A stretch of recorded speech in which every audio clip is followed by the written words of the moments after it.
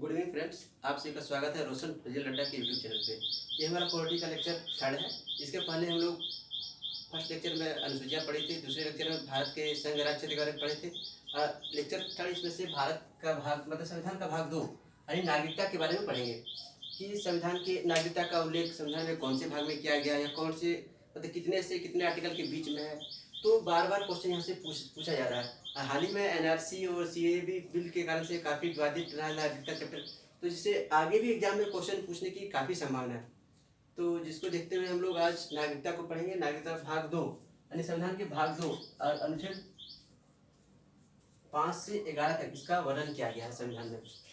तो सबसे पहला क्वेश्चन आता है नागरिकता से, क्या भारत में एकल नागरिकता है कि दोहरी नागरिकता है, और एकल नागरिकता क्या होता है, दोहरी नागरिकता क्या होती है, इसके बारे में जानना हमको बहुत जरूरी है। कि एकल नागरिकता यानी एकल नागरिकता का मतलब है कि सिर्फ हमारे यहाँ भारत की ही नागरिकता होती है, यानी कि सिर्फ देश के तौर पे नागरिक को गिना जाता है, ना कि राज्य के स्तर पे। और दोहरी नागरिकता का मतलब है कि यहाँ देश का भी नागरिक को गिना जाता है, राज्य के नागरिक को गिना जाता है, यानी कि एक नागरिक को 2 बार गिना लिया जाता है कि पहले तो उस देश का नागरिक है, उसके बाद उसके जब राज्य के बारे में चर्चा किया था तो उसको राज्य की तरफ से गिना जाता है। यानी कि दोहरी नागरिकता का मतलब है कि एक बार देश की तरफ से उसको गणना की जाती है और दूसरी बार उसको उसके राज्य की तरफ से गणना की जाती है, जिसको बोलते हैं दोहरी नागरिकता। तो दोहरी नागरिकता कहाँ पे है? यूएसए में है। और एकल नागरिकता कहाँ कहाँ पे है? एकल नागरिकता भारत और ब्रिटेन आदि देशों में है।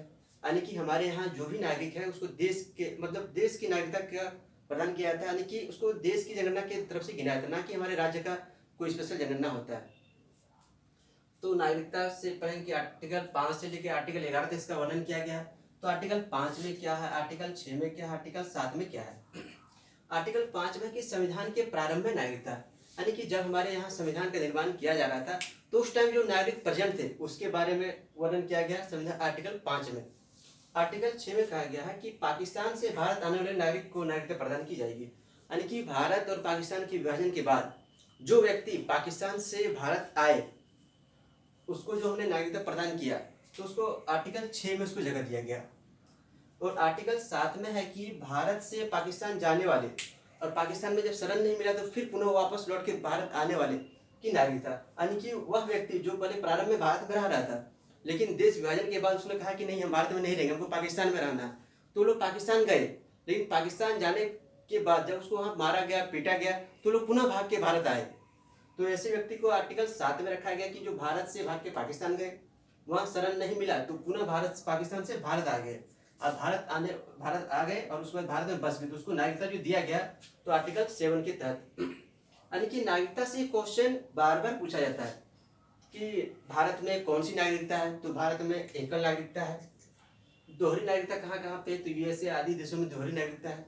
एकल नागरिकता का तात्पर्य क्या है कि हमारे यहाँ सिर्फ देश का नागरिक होता है, यानी कि राज्य अपना स्पेशल जनगणना नहीं कराती है। तो आप देखते हो कि जनगणना प्रत्येक 10 वर्ष में एक बार होती है, तो हाल ही में 11 में तो 21, अब तो इस साल जनगणना होना ही है। तो नागरिकता चैप्टर जो है संविधान के कौन से भाग में है, संविधान के भाग 2 में है। कितने से कितने आर्टिकल के बीच में, आर्टिकल 5 से लेकर आर्टिकल 11 के बीच में है।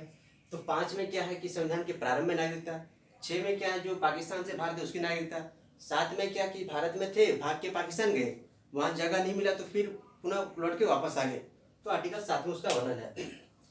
तो इस प्रकार हमने देखा कि 5, 6, 7 आदि हो गया। अब चलिए आगे हम 8 से शुरू। आर्टिकल 8 में दिया गया है कि भारत के बाहर रहने वाले भारतीय उद्भव के कुछ व्यक्तियों की नागरिकता के बारे में उद्भव मतलब के बारे में उपबंध, यानी कि भारत के बाहर रहने वाले भारतीय उद्भव के कुछ व्यक्तियों की नागरिकता के बारे में उपबंध जो दिया गया आर्टिकल 8 में। यानी आर्टिकल 8 में 8A है 8B है। तो 8A में दिया गया कि इंडिया का कोई मेल और कोई फॉरेन फीमेल यानी विदेशी महिला, यानी कि इंडिया का पुरुष और विदेशी कोई महिला, जैसे कि इंडिया का मेल में लेते हैं राजीव गांधी को और विदेशी महिला लेते हैं सोनिया गांधी को। यानी राजीव गांधी और सोनिया गांधी की जो संतान होगी, यानी कि एग्जाम्पल में राहुल गांधी, तो इसको नागरिकता भारत की नागरिकता प्रदान की जाएगी कौन से आर्टिकल के तहत, आर्टिकल 8A के तहत। यानी आर्टिकल 8A में कहा गया कि भारत के बाहर रहने वाले भारतीय उद्भव के कुछ व्यक्तियों की नागरिकता के बारे में बंद किया गया, यानी कि इंडिया का मेल और विदेशी फीमेल का जो संतान होगा उसको जो नागरिकता प्रदान करेंगे कौन से आर्टिकल के तहत। आगे कहा गया है कि इंडिया का फीमेल और कोई विदेशी मेल, यानी कि भारतीय महिला और कोई विदेशी पुरुष की जो संतान होगी उसको भी भारत का नागरिकता प्रदान किया जाएगा, जबकि प्रारंभ में उसको नहीं दिया जाता। यह 1992 से संशोधन करके, भारतीय संविधान में संशोधन करके उसको भारत की नागरिकता प्रदान किया जा रहा है। यानी कि मान के चलिए इंडिया का फीमेल सानिया मिर्जा लेते हैं या प्रियंका चोपड़ा लेते हैं, अब विदेशी मेल शाहिद मतलब मलिक या जॉन निक को लेते हैं। ये दोनों की जो संतानें होगी उसको भी भारत की नागरिकता प्रदान की जाएगी। कौन से आर्टिकल के तहत? आर्टिकल 8B के तहत।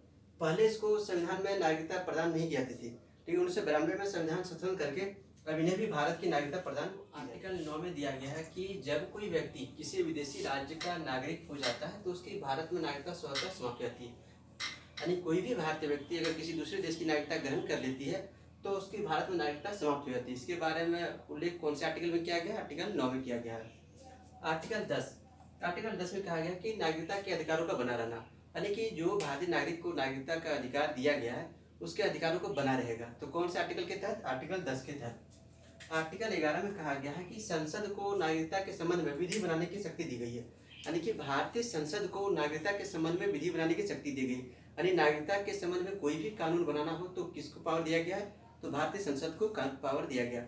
ये तो थे कि आर्टिकल 5 से लेकर 11। अब इससे क्या क्या क्वेश्चन आते हैं और अभी वर्तमान में इससे रिलेटेड जो घटना घटी है NRC CAB क्या था उसको हम अभी करंट के साथ ही जोड़ के पढ़ाएंगे। यानी कि इस आर्टिकल 5 से लेकर 11 में आपने देख लिया कि तो मूल संविधान में दिया गया, जिसके बारे में हर यूट्यूब चैनल वाला पढ़ाते हैं, लेकिन इसमें करंट के साथ इसको कैसे जोड़ें तो उसको हम बताएंगे कि कैसे जोड़ना है, करंट से कैसे क्वेश्चन पूछा जाता है।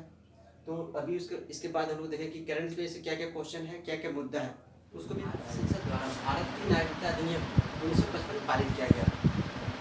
भारतीय संसद द्वारा भारत की नागरिकता अधिनियम 1955 पारित किया गया। यानी कि भारत की नागरिकता 5 प्रकार से प्राप्त की जा सकती है। अगर किसी विदेशी को भारत की नागरिकता प्राप्त करनी हो कितने तरीके हैं? इसके लिए 5 तरीके हैं जिससे आप भारत की नागरिकता प्राप्त कर सकते हैं। पहला, जन्म के आधार पर नागरिकता प्राप्त की जाएगी। दूसरा, वंश के आधार पर। तीसरा, पंजीकरण के आधार पर। चौथा, डिस्ट्रिक्ट के आधार पर। पांचवा, अर्जित भूमि के आधार पर। यानी किसी भी व्यक्ति को भारत की नागरिकता प्राप्त करने के लिए 5 तरीके हैं। कौन सा? पहला, जन्म के आधार से। दूसरा, वंश परंपरा के आधार पर। तीसरा, पंजीकरण के आधार पर। चौथा, डिस्ट्रिक्ट के आधार पर। पांचवा, अर्जित भूमि के आधार पर। यानी पांचों तरीकों से आप भारत की नागरिकता के 3 प्रकार से हो सकते हैं। यानी कि भारत की नागरिकता समाप्त कितने प्रकार से हो सकती है? भारत की नागरिकता समाप्त 3 प्रकार से हो सकती है। वह प्रकार कौन कौन सा है? पहला, कि किसी अन्य देश की नागरिकता ग्रहण करने पर, अगर हम किसी दूसरे देश की नागरिकता ग्रहण कर लेते हैं तो हमारी जो भारत की नागरिकता स्वतः समाप्त हो जाएगी। दूसरा, की नागरिकता त्यागने पर, अगर स्वेच्छा से चाहे कोई व्यक्ति भारत की नागरिकता त्याग कर सकता है। और तीसरा, कि सरकार द्वारा उसे वंचित करने पर, अगर किसी व्यक्ति को अगर सरकार यहाँ की नागरिकता से वंचित कर देती है तो भी नागरिकता का त्याग हो सकता है। यानी कि भारत की नागरिकता त्याग